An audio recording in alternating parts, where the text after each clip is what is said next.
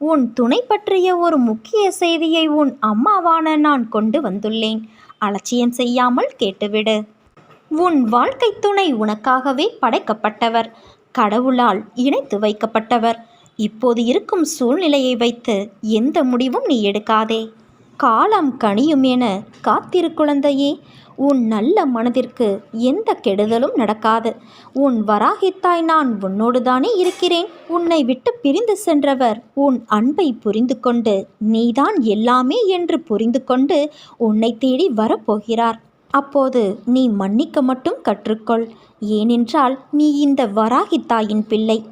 விடை தெரியாத கேள்விகள், அடுத்து என்ன நடக்கப் போகிறது என்ற வழி தெரியாத பயணமாய் உன் வாழ்க்கை போய்க் கொண்டு இருக்கிறது என்ற வேதனையை உன் அன்னையான நான் அறிவேன். எதற்கும் அஞ்சாதே. என்னால் உன் பயணம் வழிகாட்டப்படுகிறது. உனக்கு துணையாக